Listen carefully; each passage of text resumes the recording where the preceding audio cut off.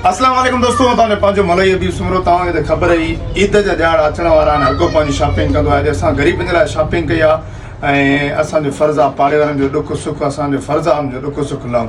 हींअर असां ही कपिड़ा थोरो ॾे अचु, ही कपिड़ा जेको आहे सो आहे लेडीज़ जा कपिड़ा जेके असां ख़रीद कया आहिनि, जेके लेडीज़ में विराईंदा हुआसीं ग़रीबनि में। ऐं ही कपिड़ा के आम न आहिनि, जेके चवंदा आम आहिनि। मूं पंहिंजी तरफ़ां पूरी कोशिशि कई आहे, अवां दोस्त बि पूरी कोशिशि कयो त पाड़ेसियुनि जो ख़्यालु रहो, छो त ईद ईंदी आहे त असां पंहिंजा कपिड़ा वठंदा आहियूं।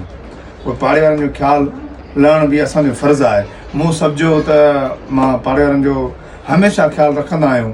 ऐं हींअर असां काफ़ी दोस्त, मुंहिंजी टीम जेकी बि हुई, उन्हनि पंहिंजा पंहिंजा कपिड़ा लेडीज़ जा किन 50 जहिड़ो तो किन 150 जहिड़ो मूं बि वरितो आहे।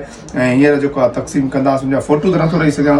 वीडियो ठाहिण जो हिकिड़ो ई मक़सदु आहे। वीडियो ठाहिण जो मक़सदु इहो आहे त तव्हां बि पंहिंजे पाड़ेसियुनि जो ख़्यालु लहो, त उनजो बि उन्हनि जे पाइण जो ख़्यालु रहो, उनजे खाइण जो ख़्यालु रहो, हमेशह उनजो ख़्यालु रहो। ऐं ही कपिड़ा लेडीज़ जा आहिनि, ही कपिड़ा जेके लेडीज़ जा आहिनि तव्हां ॾिसी था सघो। ऐं इनशाला ही असां तक़सीम कंदासीं।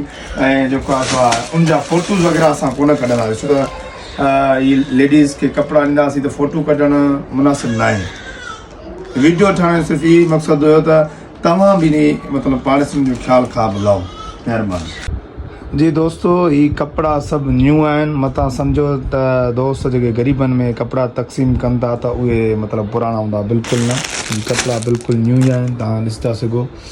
ऐं जेको असां पाण पाईंदा हुआसीं, पंहिंजी फैमिली खे पाराईंदा हुआसीं, ऐं ग़रीबनि जे लाइ उहे सेम उहे ई कपिड़ा आहिनि। तव्हां चेक करे था ॾिसो।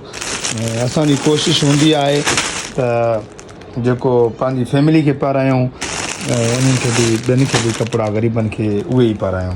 हीअ जेको आहे नंढा कपिड़ा आहिनि, जेके नंढियूं छोकिरियूं हूंदियूं, जेके अदड़ियूं असांजियूं भेनरूं।